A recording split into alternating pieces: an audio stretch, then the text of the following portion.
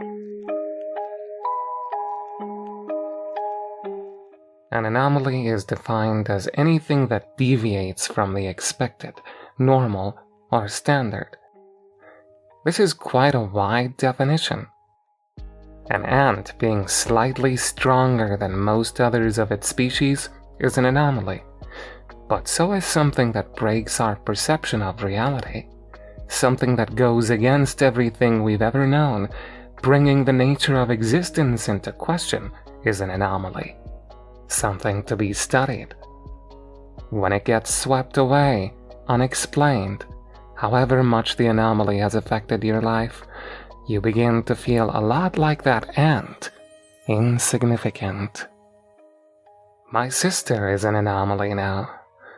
It started with a simple complaint about her hand feeling strange, a tingling sensation. The doctors almost flat out refused to do anything. I want to be angry, but then I remember telling her my own thoughts. It's nothing. Everyone gets weird feelings. It'll pass. It's what everyone told her. I suppose we thought we were reassuring her. Then the next symptom began. We woke to her screaming over and over. My hand is drooping! My hand is drooping! Without any context, what does that even mean?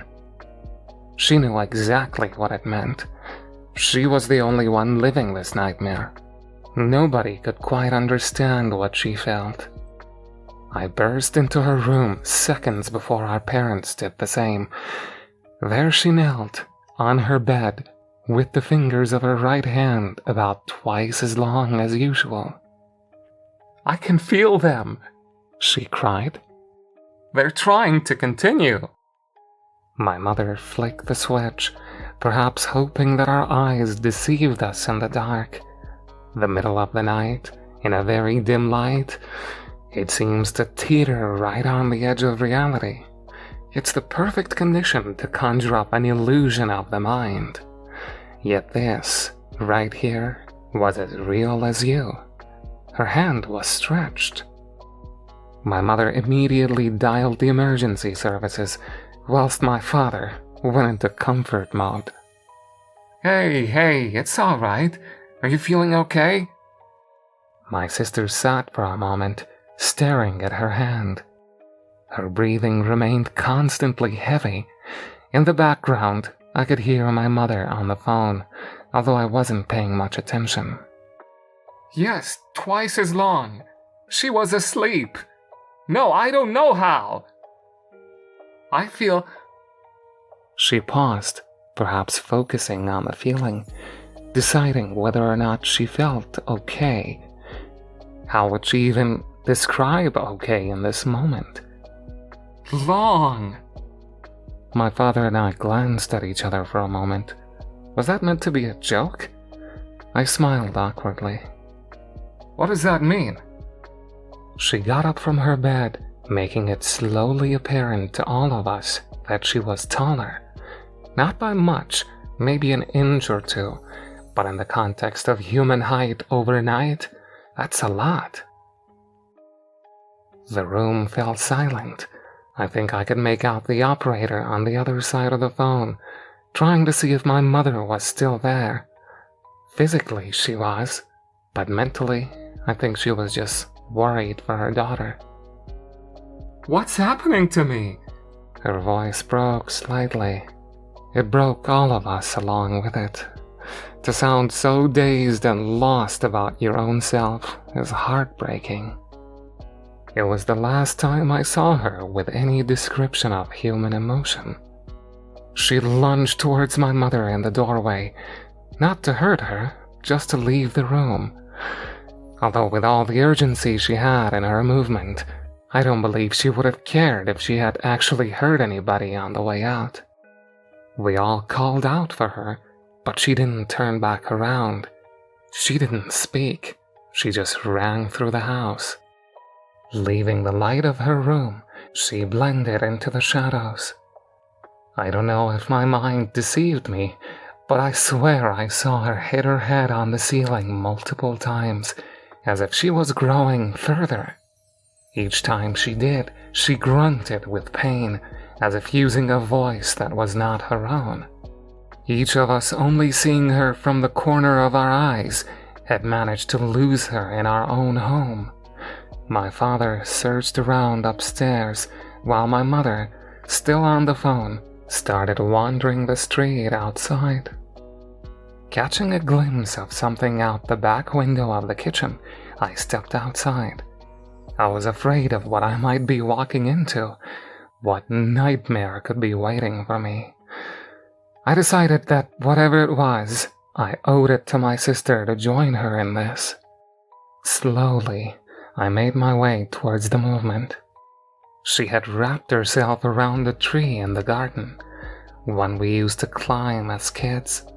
She spoke something that I could only just make out over the sound of my own heart pounding. "Everything is long." Her voice, raspy and weak, frightened me. Her black hair, usually down to her shoulders, now found its way down to the floor. I couldn't see her fully in the night, but the moonlight allowed me to see her vague shape. She was elongated, more so than before. My voice shook as I spoke, trying to calm her. "We'll fix this." I held out my hand. For a moment, I thought she might hold out her own. Maybe she would have if the sirens weren't so loud.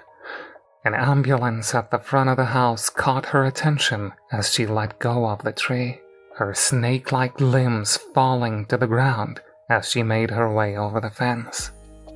They never caught her. We never found her. Her funeral was held a month later. It's been 3 years.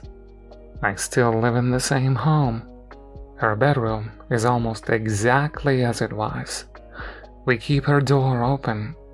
Sometimes as I walk past, I imagine her sitting in her bed. Her body is back to its regular self. "I'm okay now," she'll say. "You helped me." But it's a mirage, a trick of the mind. My sister as herself is no longer real. Is she out there, stretched? I got my answer last night. Unable to sleep, I slowly became acutely aware of a tapping noise. I don't know how long it had been going on before my mind allowed it to be perceived. Seconds? Minutes? Hours? I suppose it doesn't matter. Once I had heard it, it stayed. 5 taps, rhythmically pattering against my window behind the curtain. Sick of the noise, I got up, ready to see tree branches blowing in the wind. Instead, I saw 5 long fingers extending from below my vision. The palm of the hand seemed just on the edge of what I could see. A face beginning halfway up the window and continuing far below looked in at me. The eyes were long, with the open mouth being even longer. This was unmistakably my sister's face. Whether or not it is my sister is another question. I stood there for a moment, recoiling, but not making a sound. Her appearance is not what scared me the most. My hand began to tingle.